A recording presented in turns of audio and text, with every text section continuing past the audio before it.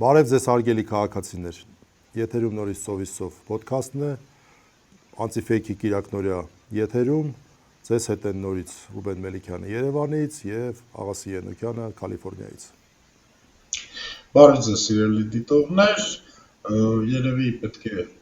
սովորականի նման քննարկենք անցած շաբաթվա կարևորագույն իրադարձությունները,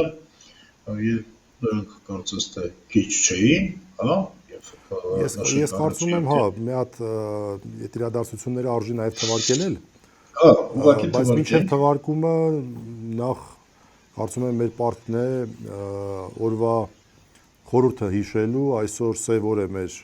օրացույցում, նոյեմբերի 9-ը, 5 տարի առաջ,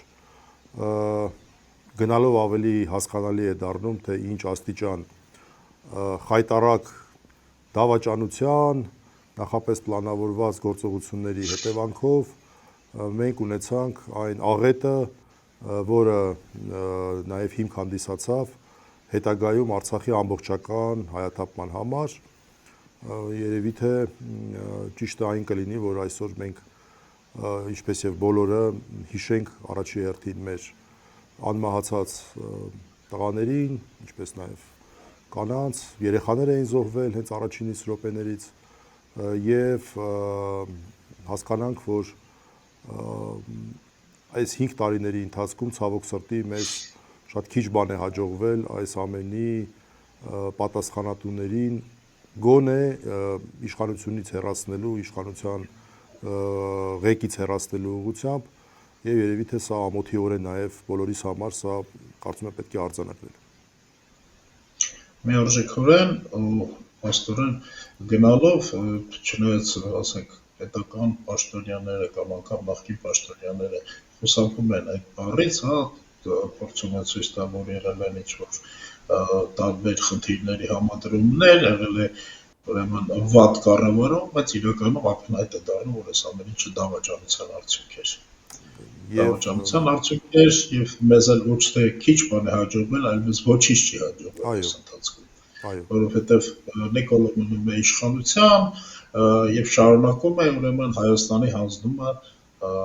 թշնամիների։ Դե ամեն դեպքում մենք մեր ձևաչափը ենթադրում է նախորդ շաբաթվա կարևորագույն իրադարձությունների քննարկում, այսինքն որևէ իրադարձության քննարկում, որոնք որ նշանակալի դեր ունեին, այսօր մի փոքր մենք երևի թե կշեղվենք մեր ընդհանուր ձևաչափից, բայց ամեն դեպքում ես կարծում եմ, որ այս արագությունից ելնելով արժի գոնե մի պահ կանգ առնել և տեսնել ինչ է տեղի ունեցել նախորդ շաբաթվա ընթացքում, փորձել գոնե թվարկել կարևորագույն իրադարձությունները և երևի թե դրանցից, ոչ թե երևի թե, այլ միանշանակորեն դրանցից առաջինը մի աննախադեպ մեդիա իվենթ էր կամ մեդիա երևույթ էր, որը պաշտոնաթող նախագահ, երրորդ նախագահ Սերժ Սարգսյանի շուրջ 7 ժամ տևողությամբ այսպես ուղիղ եթերի ձևաչափով հյուրընկալումն էր մեր ընկերներին, իմ Նեմնիմի պոդքասթի վարողներին, Նարեկին և Վազգենին և իր ծավալով, իր այսպես խորությամբ այնքան մեծ էր այս հարցազրույցը, որ նույնիսկ հեռուստադիտողներին մեր տեղեկացնենք, որ Աղասի հետ մենք մտածեցինք, որ երևի թե չարժի էլ բովանդակային անդրադարձ կատարել, որովհետև ուղղակի 20-25 րոպեների ընթացքում անհնար է։ Ես ընդամենը մի կարճ բան ասեմ, որ ինձ ամենաշատը այս երկար հարցազրույցի մեջ զուտ մարդկային առումով ռուսերեն մի հատ բառ կա, զադել է, էլի, չէ՞։ Մի փոքր դրվագ, երբ քաղաքացիներից մեկը մեկնաբանություն թողնելով ներողություն էր խնդրում 18 թվականին այդ ինչպես հետո պարզվեց ադրբեջանա-թուրքական հեղափոխությանը մասնակցելու համար և նախագահ Սարգսյանի արձագանքներ շատ այսպես իրեն բնորոշ ձևով, մեծահոգի, զուսպ և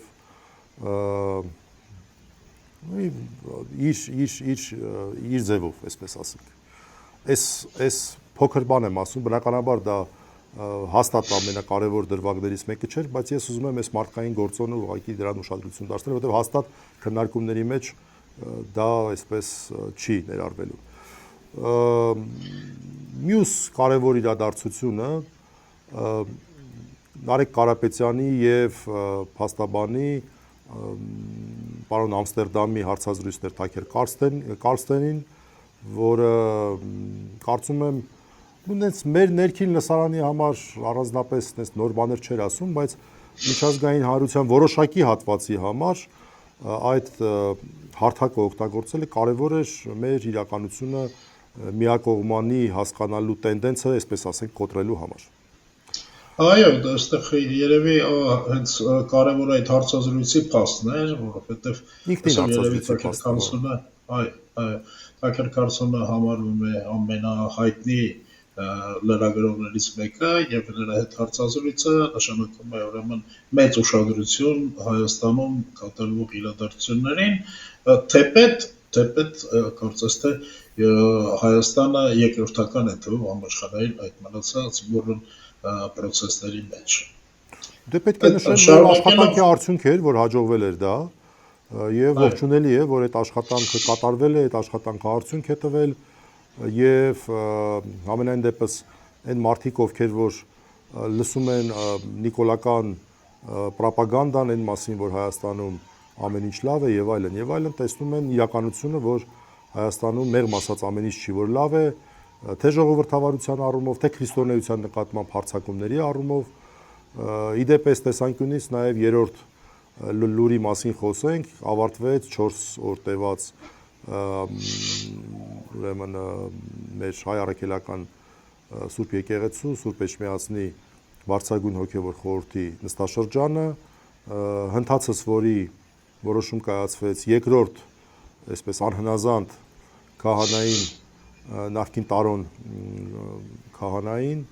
կարգալույծ անել, դասվեց աշխարհականների շարքին Վարդան անունով, դա հիշեցնեմ այն անձն էր, որը անվավեր պատարագին մասնակցել էր, մինչ այդ էլ լքել էր իր ծառայության վայրը, հետո էլ մեղմ ասած սխալ տեղեկություններ էր հրապարակում դրա հետ կապված, որոնք վերաբերում էին Բագրատ Սրբազանին, հետո նրան փոխարինած Տավուշի թեմի առաջնորդական տեղապահ Սամվել Վարդապետին եւ մյուս կարևոր այսպես արձանագրումը մի քանիսն են, բայց ես ուզում եմ նշել այն է, որ սկսվել է պաշտոնապես հանձնախմբի ձևավորմամբ Կոմիտաս Վարդապետի սրբադասման գործընթաց, ես դա շատ եմ կարևորում, կարող է շատերի համար սա այսպես երկրորդական նշանակության հարց է, բայց մեր եկեղեցին շուրջ 4 դար է անհատական սրբադասում չի արել եւ կարևոր է, որ մեր եկեղեցին վերադառնա անհատական սրբադասումների պրակտիկային, որը եկեղեցու այսպես կենթանի լինելու, ակտիվ լինելու, զարգացող լինելու կարևոր նշան է։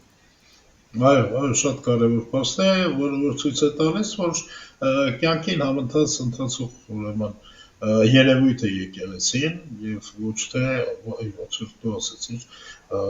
դարեր առաջ ստեղծված ուրեմն այդ համակարգը քարացած պահպանող։ Հարցազրույցներից ասենք, որ երևի միջև եթեր կգնա մեր հաղորդումը, այս ընթացքում կարծես թե անոնս է արվել, որ երկրորդ նախագահ Ռոբերտ Քոչարյանը նույնպես հարցազրույց է տալու։ Ուզում ասեմ, ժամերը նայեցի, դե մեր եթերից հետո է լինելու։ Հա, շատ լավ։ Ուրեմն մեկ ընդհանրապես մեղ չունենք, որ դրանից չեք անդրադառնում։ Ես մի ուրիշ կարևոր քաղաքական բանի մասին եմ ուզում խոսել, այս ընթացքում անցած շաբաթում տեղի ունեցած, ինչի հետ կապված քեզ շնորհավորում եմ, Ռուբեն, կարծես թե նոր քաղաքական բանտարկյալներ չկան, հա, այս ընթացքում, եթե չէ, դու ինձ ճշտի։ Այս շաբաթվա ընթացքում մի վարքյան նոր քաղաքական եղան, թե չէ, սպասի եղան, ոնց չեղան, մի վարքյան։ Մի հատ ազատվածների մասին խոսենք, ընթացս հիշենք։ Երկու հոգ, այո, նախ տնային կալանքի ռեժիմի անցավ մեր 4 հոգևորականներից այս պահին անազատության մեջ գտնվող 4 հոգևորականներից Գարեգին, Տեր Գարեգինը, որը Արագածոտնի թեմի դիվանապետն էր, Մուղնի եկեղեցու հոգևոր հովիվը, հիշեցնենք Բագրատ Սրբազան, Միքայել Սրբազան, Մկրտիչ Սրբազան եւ 4-ը Տեր Գարեգինն էր, Տեր Գարեգինը փոխադրվեց բանտայինից տնային կալանքի, Սրբազաններից ցածր ուրեմն միակներ սրբազաններից ասած։ Հոգևորական չի պահում։ Վարդան Հարությունյանը նախկին պետնախարար փոխադրվեց էլի տնային կալանքի ռեժիմի, բանտային կալանքից, չէ, ոնց որ թե քաղ բանտարկյալներ այս ընթացքում, այս շաբաթվա ընթացքում Փառք Աստծո չեն եղել։ Տեսնում ես ինչ հաջող անտառ։ Հա, էլի իսկականից։ Ինչ ենք ուզում այս Գիտես ինչ, իսկ կարակ ենք ուզում։ Բայց մի շաբաթա մարդ չեն նստացրել, հա։ Շաբաթա մարդ չեն բռնել։ Գիտես, շատ հետաքրքիր մի բան կարդացի ես, հա, որ հիմա փաստորեն կալանավորված ավելի շատ մարդ կա Հայաստանում, քան ձերբակալված, ինչ որ մի քան դատապարտված, հա։ Դա արդեն ամիսների, առնվազն ամիսների պրակտիկա է, հա։ Թեև ես ասեմ, մենք ասում ենք, որ ես հիշեցի ինչը նկատի ունեի, որ մտածում էի, այո, Փառք Աստծո քաղբանտարկյալներ նոր չունենք, բայց մի այլանդակ իրավիճակ ունենք կապված երրորդ նախագահի հետ, երբ որ մենք տեսանք, որ դատական իշխանությունը հավասարվեց 0-ի։ Ոչ թե հավասարվեց 0-ի իր իսկ դատական իշխանության վարքագծի արդյունքում, ընդհակառակը դատական իշխանությունը այդտեղ դրսևորեց, կարծում եմ, շատ դրական վարքագիծ։ Այլ գործադիր իշխանության կողմից դատական իշխանության նկատմամբ վերաբերմունքի մասով։ Հիշեցնեմ, որ 2 քրեական վարույթով է անցնում երրորդ նախագահը, որպես մեղադրյալ եւ երկուսով էլ նրա նկատմամբ այս պահին կիրառված է եւ կիրառված էր գրավը որպես խափաման միջոց։ Եվ մեկ էլ որտեղից որտեղ հայտնվում է ինչ-որ դատախազ եւ ասում է, որ մենք ունենք օպերատիվ տվյալ, լտես է աղաս, ասում է երրորդ նախագահը պատրաստվում է մեկնել արտասահման եւ չվերադառնալ։ Այսինքն որ էփացավիցի ծաղնել կգա էլի այդ ոնց թե էլի երրորդ նախագահի այդպես մի այսքան ճանաչող մարդու համար դա աբսուրդային տեղեկություն է, ինչ անշանակում գնա չվերադառնա։ Երկու դատարան էլ մտան պահանջելով, որ փոխվի գրավը բացակայելու արգելքի, որ սեկտը փակեն, դուրս չկարողանա գա։ Ընդ որում երկրորդ վարույթով մեղմ ասած շատ տհաճ իրավիճակ էր, որովհետև դատավորի եղբոր հուղարկավորությունն էր, ինչ էր այդ խեղճ մարդուն հանեցին, բերեցին, չգիտեմ ինչ արեցին, մի խոսքով երկու դատարաններն էլ մերժեցին։ Ու ինչ արեցին, եսին որտեղից, եսին ինչ գործ գտան, եսին որ թվի, հաջորդ իսկ օրը հրավիրեցին արդեն քննչական մարմին եւ մեղադրանք առաջադրեցին Սերժ Սարգսյանին, կիրառելով բացակայելու արգելք խափաման միջոց։ Դա այլ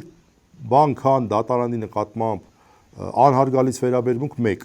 կամայականության դրսևորում 2, պետությունը ես եմ ինչ ուզեմ կանեմ 3, այս 3-ից բացի այլ մեկնաբանություն սա չունի։ Որովհետև եթե իսկապես դրա անհրաժեշտությունը կար, ինչի մի հատ մտակ դատարան, հետո գիշերը զանգեցիք այդ հարցը բարձրացրեցիք։ Երկրորդն էլ եթե դատարանը արդեն որոշում է, երկու դատարան որոշում է կայացրել, որ չկա նման բան, չի կարող լինել, դա գիտեք, աբսուրդ է։ Աբսուրդ է։ Այդ ինչ այդ երեխայական պրինցիպի եք ընկել, ինչ եք արել, իրականում։ Գիտես, մենք խոսում ենք այն մասին, թե հիմա Նիկոլը ինչ անում է նախընտրական է, որ քայլեր է անում, բայց ես կարծում մեծ չափով այստեղ հիստերիա կա։ Նրա գործողությունների մեջ մեծ չափով հիստերիա կա, այդ թվում նաև Սերժ Սարգսյանի հարցազրույցին անմիջական տված ինչ-որ բավականին հիստերիկ պորտկումային, ասենց ասենք հայրը որ լինի պատասխաններում, այնպես որ չգիտեմ, բայց արի սրա հետ կապված, ուրեմն ստեղծված բարոյ հոգեբանական իրավիճակի հետ կապված, ես ուզում եմ քեզ խնդրեմ,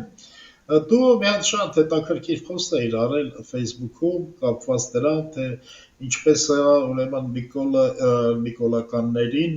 եւ նիկոլականները մնացածին իրենց շրջապատին ստորացնում։ Ուզում էի այդ դրա շուրջ այսօր խոսակցություն ծավալենք։ Միգուցե ոչ քաղաքական, այլ ավելի շատ, չգիտեմ, բարոյախրատական, բարոյահոգեբանական ոլորտում ասա գտնվում։ Պожалуйста, ես դա գրել էի նաև քննարկման համար, լավ է որ քո մտքով էլ անցավ որ մենք դա քննարկենք։ Կարճ ներկայացնեմ, ասածս նա էր, որ իմ պատկերացմամբ անձամբ Նիկոլը եւ երևի շրջապատում մի քանի հոգի շատ չէ, կարող է 3-4 հոգի ոչ ավել, շատ լավ եւ խորությամբ պատկերացնում են, որ նրանք այն որ ոնց են ասում, մահացու մեղքերի մեջ են թաթախվել ու դուրս գալու հնարավորություն չունեն։ Եվ իրենց հանրային վարքագծի էլեմենտներից մեկն էլ, բաղադրիչներից մեկն էլ այն է, որ իրանք փորձում են իրանց կողքին տեսնել ուրիշ մարդկանց եւս։ Եվ ամեն ինչ անել, որ ուրիշ մարդիկ եւս այնպիսի ծանրագույն մեղքերի մեջ թաթախվեն, որ իրենց հավասար լինեն։ Այսինքն իրենք մենակ չգտնվեն այդ դնոյում իրենք մենակ չգտնվեն։ Մոտավորապես սա էր միտքը։ Չէ՞ դրա հետ էս։ Ահա, մոտավորապես դա գիտես, ես հիշեցի սկաուտական հայտնի լոզունգ կա, չէ՞, բարձրացիր, բարձրացրու։ Հա, այստեղ դրա հակառակն է, հա, ստորացիր։ Ինչ լավ ասեցիր։ Շատ լավ ասեցիր, շատ լավ բրութագրեցիր, հա։ Հա։ Սա գիտես, մի կողմից կարող է թվալ, թե քաղաքական բաղադրիչ չունի, քաղաքական իմաստ չունի, որովհետև դրանով, ասենք, բնականաբար մարդկանց մեջ դեռ ինչ-որ առողջ բնազդներ մնացել են եւ մարդկանց վանում է այդ մոտեցումը, մարդկանց վանում է այն, որ իրենց կարող են ուրեմն հենց շփվեցիր Նիկոլականի հետ, քեզ կարող է դնեն տեղում ստորացնել, քեզ կարող է դնեն տեղում սարքել Նիկոլական, հա, այսինքն նախընտրական տեսանկյունից, առաջի հայացքից, նախընտրական տրամաբանության տեսանկյունից, սա վանող է։ Բայց մյուս կողմից հիմա կարծես թե Նիկոլի խնդիրը ոչ թե նոր, ինչ ասեմ, հավատավորներ հավաքագրելն է, այլ եղածը չկորցնելը, որովհետև կարծես թե նրա հույսը այն է, որ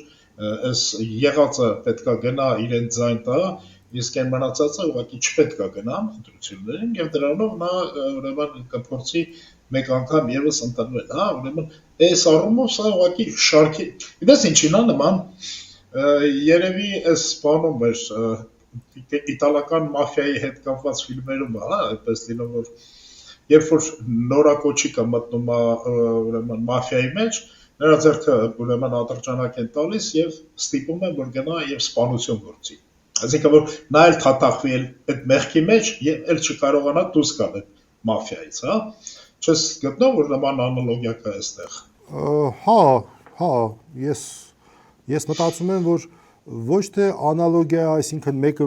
այսպես ավելի շուտ ես կհամարեի որ երկու երևույթներ են, ինչ որ դու նոր նկարագրեցի, ինչ որ մենք ենք նկարագրում, ինչ որ ընդհանուր հոգեբանական հենք ունեն, որը երևի թե նա որ առաջին մարդը որ գտնվում է այդ ծայրահեղ վիճակում, ինքը միշտ ուզում է որ ինքը մենակ չգտնվի այդտեղ, երևի իր հոգեբանական ինչ որ էգոյի խնդիր կա այստեղ։ Երկրորդ պրակտիկ մասը, որ եթե ուրիշներն էլ այդ նույն կարմիր գծերը անցնեն, ապա նրանց կողմից այսպես չասեմ դավաճանության, նրանց կողմից խելքները գլուխները հավաքելու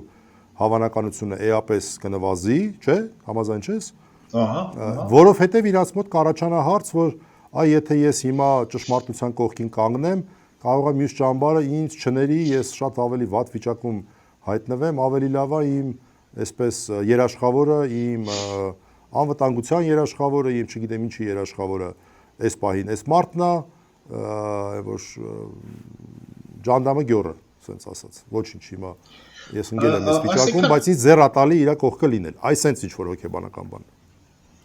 Այսինքն սենց է, էլի, չգիտեմ, եթե նայում ես իր շրջապատի տեսանկյունից, մարդիկ արդեն գիտեն, որ նա թաթախվել է մեղքի մեջ, որ նա թաթախվել է ստորության մեջ, եւ հասկանում են, որ իրենց համար վերադարձ չի լինելու արդեն դեպի սովորական մարդկանց։ Դե հիմա արի մատ քննարկենք հովանավանք 1-ը եւ հովանավանք 2-ը։ Հիշում ես հովանավանք 1-ում ովքեր էին այդ բարձրաստիճաններից եւ հովանավան 2-ում ովքեր էին։ Չէ։ Բա առաջինում ընդամենը այն Պապիկյաններ, այն ֆիկտիվներ, Պապիկյան չէ, Պապիկյան չի կներես։ Պապոյան, հա, այն ֆիկտիվ մեկը կա է։ Ցորենի բանը։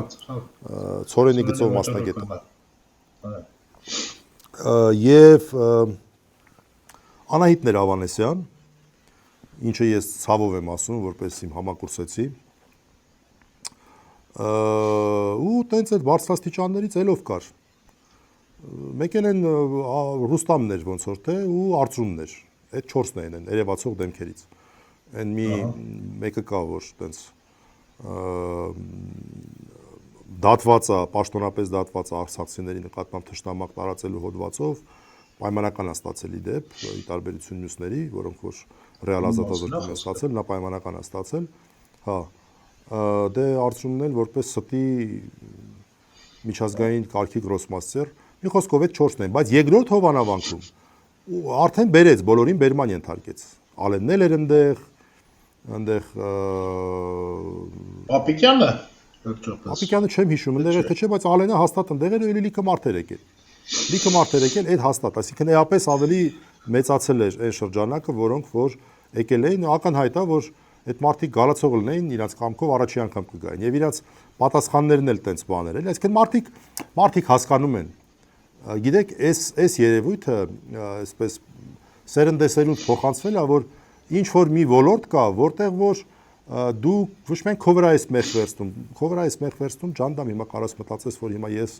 իմ համար պատասխանատու եմ, այլև սերնդեսերունդ փոխանցվող բան է դա։ Դա շատ վատ բան է ու մարդիկ ամեն կերպ կարծում եմ դրանից փորձել են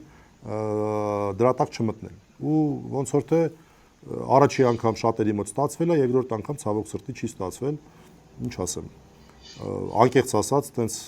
կներես, բայց վաղուց մեղքից այդքան խփեական մեղքից չէին եկել, որտեղ ակնհայտ էր, որ բերման էին ենթարկել ու տենց այդ սրբապիղծ երևույթին իրանք ստիպված եղան մասնակցեն։ Վերջապես այս մարդիկ հնարավորություն կունենան մի վավեր պատարագի մասնակցել, որովհետև Թալինի հոգևոր հովիվ Տեր Թադեն, որի հարցը քննարկվել էր, նրա նկատմամբ կարգապահական նման տուժ չկիրառվեց, կարգալույս չարվեց, հիմա Կիրակի օրը մեր եթերի ժամանակ արդեն այդ պատարագի եղած կլինի, հիմա մարդիկ գոնե մի անգամ էլ իսկական պատարագի մասնակցել են։ Բայց ներողություն, ես այստեղ մի բան չեմ հասկանում, բայց Նիկոլի ինչին է պետք գնալ նորմալ պատարագի։ Ինքը պետք է գնա սատանայական պատարագի, չէ՞, ինքը պետք է գնա։ Դե հիմա չգիտեմ, չուզելով, քանի որ հայտարարել էր, ինձ թվում է ինքը հայտարարել էր այն մտքով, որ այ, ես սենց եմ տեսնում։ Այս ընթացքում բական է, հա։ Ես սենց եմ տեսնում, հա, քանի որ ինքը բոլորին նայում է իր արշինով, քանի որ ինքը ապօրինությունների եւ կամայականությունների գրոսմաստեր է, այսպես միջազգային կարգի գրոսմաստեր է, եւ հենա քննարկեցինք օրինակ նույն Սերժ Սարգսյանի իրավիճակը, որ ակնհայտ կամայականություններ փորձեցին ինչ որ դատարանի արչեւ ներկայացնել, չստացվեց, հետո գնացին ինչ որ եսին որտեղից եսի միջ գտան, որ ակնհայտ է, որ բացառապես դրա նպատակն էր, որ մարդուն ուղղակի վատություն անեն արկել է երկրից գնալ։ Այսինքն ինքը այդ դրա մասնագետն է, չէ։ Ինքը ինչ էր մտածում, որ մայրաթորն էլ նույն վարքագիծը կդրսևորի եւ իմանալով, որ ինքը գնում է բան այդ որտեղ Թալին, հա, իմանալով, որ գնում է Թալին, տենց կդնեն ու մենակ այդ հիմքով այդ Տեր Թադեին ճիշտ է, ինչ որ հիմքեր կային, բայց ես չգիտեմ, էլի, այսինքն հայմատելու չի, օրինակ այն բանի հետ, այն Տեր Տարոնի հետ, որի այդ պաստուժնոյ սպիսկը նայում ես, այսինքն ինչի համար են հանել, էլ ծառայությունը լքել է բան ինքնակամ, էլ ինչ ասես չկար մեջը։ Այս Տեր Թադեի մասով ես կարծում եմ անհամեմատելի էր։ Դրա համար էլ մայրաթորը հոյիրած նման չի, որ կարգից շեղվի կամայականություններ թույլ տա։ Կամայականություններ բնականաբար թույլ չտվեցին մարդիկ, համենայն դեպս այս պահի դրությամբ Տեր Թադեն շարունակում է կարգի մեջ գտնվել եւ կարգով պետքա պատարակ, հիմա ես չգիտեմ, այսքանից հետո Նիկոլ արդեն կուզենա գնա։ Ես ստիպված պետքա գնա։ Հարմար վիճակի մեջ, էլի։ Հիմա նա այստեղ իջնա հարցը։ Տեր Թադեն, եթե հեծանիվ քշի, ստատուս գրի, հասկանում ես, ստիպված է գնալ նորմալ պատարագի։ Հա, եւ այստեղ մի հատ կարեւոր բան կա, պատարագի կարգը որն է, օրինակ պատարագի ժամանակ պարտադիր պետքա հիշատակվի ամենայն հայոց կաթողիկոսը եւ թեմակալ առաջնորդը։ Տվյալ դեպքում Արագածոտնի թեմակալ առաջնորդ Մկրտիչ Սրբազանը։ Մայտակրկիր է Տեր Թադեն դա անելու է, թե չէ։ Ես չգիտեմ, ամեն դեպքում հիմա այլ խորհուրդ տալու բան էլ չկա, որտեղ նախապես ենք ձայնագրում, բայց արդեն եղած է լինելու։ Հույս ունեմ, որ Տեր Թադեն այդքան խորամտություն կունենա, եթե սխալ ճանապարհի էլ եղած լինի, ճիշտ ճանապարհի վերադարձած կլինի, չգիտեմ, այդ հույսը պետքա պահել, քանի դեռ մարդը կարգի մեջ է եւ նորմալ պատարակ կանի, այլ ոչ թե այդ հատվածը, որ կարևորագույն մասերից է պատարակի դուրս կթողնի։ Սա մեկ, երկրորդն էլ կարևոր է, որ հələ հասկանանք տեսնենք այդ կարգալույցներին բերելու է ծառայության, թե չէ։ Որտեղ այդ երկուսը մեծագույն մեղքեր են։ Եթե նման բան անի, արդեն կարծում եմ մայրաթորը այլ տարբերակ չունենա, քան կարգալույցը։ Եկեղեցի կապական է։ Հա, տեսնենք։ Ոստորեն եթե նրանց բերի։ Լավ, գիտես, վերադառնալով մեր նախկին խոսակցությանը, ես մի ուրիշ կարևոր էլեմենտ եմ ուզում նշել։ Ոստորեն կան մարդիկ, որոնք որ շատ լավ չեն հասկանում ինչ է կատարվում։ Ուղղակի կան մարդիկ, որոնց մոտեցումը հետևյալն է, դե որ ուրեմն ինքը ղեկավար է, ուրեմն ղեկավարի ասած է ճշմարտություն, հա։ Եվ այս ստորության այսպիսի տարածումը փորձում են նրանք ստեղծել նոր նորմալ, հա, Հայաստանում։ Որ նորմալը դա է, որ նորմալը ստորություն անելն է, նորմալը ուրիշին փչացնելն է, հա դու փչացած ես, բայց պետք է ուրիշներն էլ փչանան եւ ընդհանրապես երկիրը այդպեսին դառնա, որովհետեւ այդպես է գալիս ուրեմն ինչ գերագույն գլխավոր Ստորություն ասեցիր, հիշեցի։ Ես ներողություն եմ խնդրում եւ ամոթով եմ ասում, այդ ցավը տանեմ, ասում ես խաղբանտակյալ չի եղել, ոչ չի եղել։ Բայց շփաթված սկզբին էր, բայց շփաթված սկզբին չէր, վեհապար հայրապետի եղբորը եւ եղբորորդուն, որ խայտարակ ձևով տարան։ Բայց այդ եք մոռացել։ Այ քեզ բան, ամոթ։ Ոնց կարող է իրանք բան անեն, բաց թողեին։ Չդավաճանեց իրան։ Հա, ոնց կարող է իրանք բաց թողեին։ Հիշում եմ, ախր, որ ներվայնացնող բաներ էլի, որը ձայնագրությունը հիշում ես, որ ոչ մի բան այդտեղ չկա, տարան երկուսին էլ մեկ ամսով բանտային կալանքի։ Փաստորեն գիտես ինչ է հետաքրքիրը, որ կարևորը ոչ թե ինչ որ կեղծ ձայնագրություն սարքելն է, որ մոնտաժված բան, որտեղ որ ինչ որ մեղքեր են սկսում սարքել մարդկանց գլխին մի տեղից մի հատված կպցնելով մյուսին, կամ չգիտեմ, AI արհեստական բանականություն կիրառելով, հա, այլ կարևորն է, որ ինչ որ մի ձայնագրություն լինի, եթե ինչ որ ձայնագրություն կա, ուրեմն նշանակում հաստատ մեղավոր կա։ Չէ, ստեղ հակառակն էր, ձայնագրությունը կակրած, իրանց արդար լինելն էլ ցույց տալի։ Եվ Արա Զորադյանը, հա։ Կապ չունի, իմ ասած այնա, որ եթե կա ձայնագրություն, ուրեմն իրանք մեղավոր են։ Անկախ նրանից թե ինչ է գրած մեջը։ Այ ախպեր ջան, ստեղ հակառակն էր եղել, ստեղ ձայնագրություն չկար, կար ցուցմունք։ Մարդը եկել է ցուցմունք հա տվել, որ իբր թե տենց խոչընդոտել են իրանց քարոզչական եսի ինչը։ Արա Զորաբյանը մինչև ձերբակալելուց հետո որ շանս տա որ կալանքի չտանեն քննիչները, դրեց այդ տեսագրությունը հրապարակից ասես նայեք այ ցուցմունքը հասկացանք, ցուցմունք։ Նայեք, այս մարդիկ խոչընդոտողի նման են, սովորական զրուցում են իրար հետ։ Այսինքն ոչ հայհոյանք ենթադրվում է որ հայհոյանք չի եղել, որտեվ ինձ թվում է երկու հայ տղամարդ իրար հետ զրուցեն, մեկը մյուսին հայհոյի եւ սովորականի պես զրույցը շարունակվի, դա ուղղակի անպատկերացնելի է, այդպես չի լինում։ Հա։ Այ ձայնը չկար, որտեվ իրանց տնից ինչ էր եղել, գնացել էր վեհապար հայրապետի եղբոր տան դռան դիմացը, ինչ որ չգիտեմ ինչ էր, քարոզ էր անում։ Մարդն էլ երևի դուրս է եկել, ասելա որ շնորհակալություն, հաջողություն, ստեղ մի արա կամ մի քիչ այն կողմանցի, չգիտեմ ինչ է ասել, ամեն դեպքում զրույց է եղել։ Դա խոչընդոտել ոչ մի ձև չէ, 5 րոպե խոսել են, թողե գնացել է այս մարդ, ինչ անում խոչընդոտել։ Դու պատկերացնում ես այս այլանդակության աշճանը։ Այ ես հիշում եի որ ջղայնացել եմ շաբաթվա ընթացքում։ Ապակով նորոշեցիր ինձ, աղաս։ Չգիտեմ մանրամասները, չգիտեմ մանրամասները։ Չէ, դա ահավոր բան։ Ես երեկո այդ հարցազրույցից իմացա, որ նման մի բան էլ Դավիթ Համբարձումյանի փաստորեն կալանավորելու ժամանակ ա եղել, հա, որ ինչ որ մեկը ասել է, թե ես տեսել եմ, որ ինչ որ վերնաշապիկը ուռած էր, ենթադրում եմ, որ զենք ա եղել մոտը, եւ այդ պատճառով ուրեմն նրան վերագրել են փաստորեն զենքով խուլիգանության հոդված։ Դե հա։ Հա, մոտավորապես ուրեմն բայց քեզ ասեմ, իսկապես այս ամեն ինչը սարսափելի է, որ շատ կասկածելի ցուցմունքներով, մի հոգու ցուցմունքով, բնականաբար այդ մի հոգին էլ շատ հնարավոր է որ ինչ-որ օպերատիվ աշխատող է, հա, այս ամեն ինչով ուրեմն այս քանակությամբ ուրեմն կալանավորված մարդ կա։ Ես չգիտեմ թե սրա դեմ ոնց է հնարավոր անել։ Ու բացի Նիկոլին անելուց էլի։ Լավ, ինչևէ։ Հիմա ես չգիտեմ, այս ստեղծված բարոյե հոգեբանական իրավիճակը սա օգնելու է Նիկոլին թե խանգարելու է։ Այ օրինակ քո կարծիքը ասեի։ Ես այն կարծիքին եմ, որ կարա օգնել, կարա խանգարել։ Կարա օգնել, կարա խանգարել։ Այսինքն եթե չէ, ինչի որտեվ ինչ որ զսպանակի էֆեկտի տրամաբանություն է նաև աշխատում։ Մարդ են, չէ, ասենք հասկանում են, չէ, ինչա կատարվում։ Մի անգամ բերանները փակեցին, երկու անգամ, 10 անգամ։ Մարդը իր մեջ այդ էներգիան, այդ բացասական էներգիան կուտակում է։ Լավ, ասենք օրինակ այդ իրանց տեսանկյունից փորձենք նայենք։ Լավ, այսքան ես հավատարիմ ձեզ սենց ինչ եք ինձ տանում մցնում են դաշտը, որը որ այլանդակ դաշտ է։ որ դուք մղտրվել եք ինձ ինչ եք տանում մղտրել այդտեղ։ Այս տրամաբանությունը մարդկանց մեջ ես կարծում եմ կարող է 1, 2, 3 ու երբ impeachment-ի մասին ենք խոսում, գուցե նաև այս նեղացածությունները, բաները ազդեն մարդկանց վրա։ Impeachment-ի հնարավորության մասին էլի։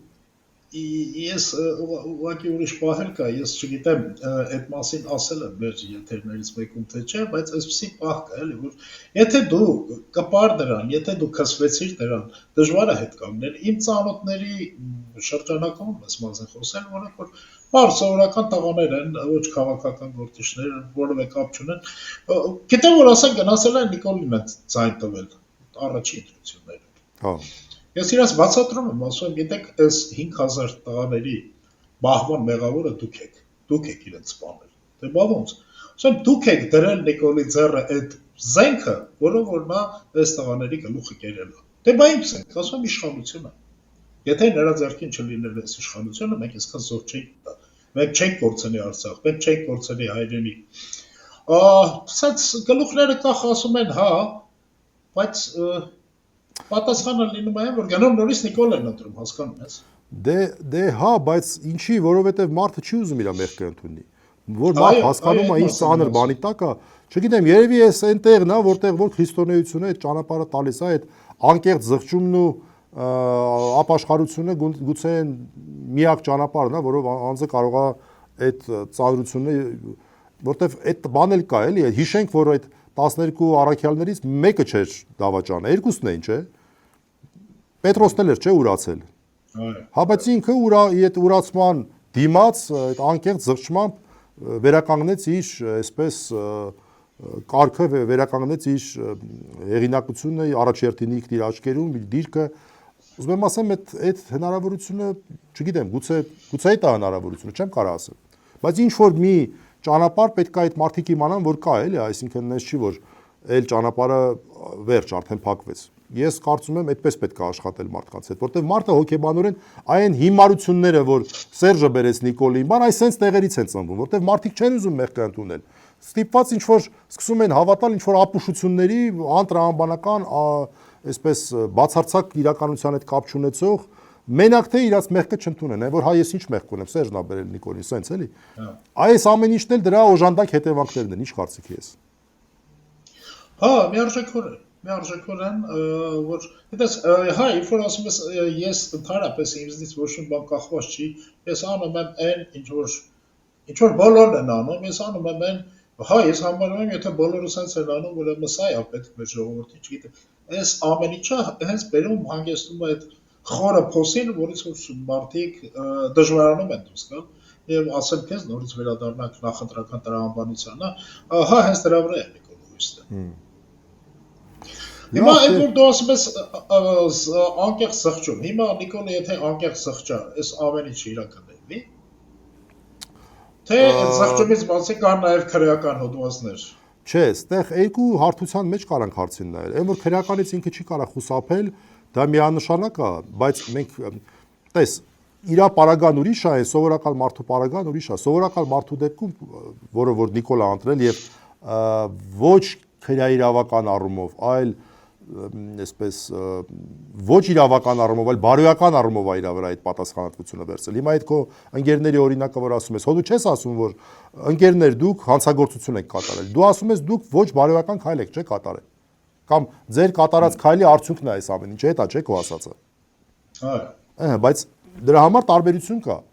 Այսինքն իմ ասածը վերաբերում էր այն մարդկանց, ովքեր որ հանցագործություն չեն կատարել։ Հասկացա։ Ուրեմն ուզում ես ասած Նիկոլին ներում բեկում չկա։ Հա, բայց գոնե իր հոգին կարա փրկի, չէ՞։ Դա եմ ասում, հա, հոգին փրկելը ինձ թվում է ոչ մեկս տենց առանձնապես դեմ չենք լինի, եթե տենց հիմա մի խոսքով ես իր հոգու հոգու մասնագետ չեմ, բայց այն որ այնքան սև է, որ տենց չորնե դիրայից են տիեզերական հայտնի երևույթից էլ ավելի սև է, այդտեղ ես կասկած չունեմ։ Ես բանը, հա, ուրեմն կարևորն է նա հոգին կփրկի թե չէ, բայց նոր հոգիներ չկործանի։ Հա, էլի։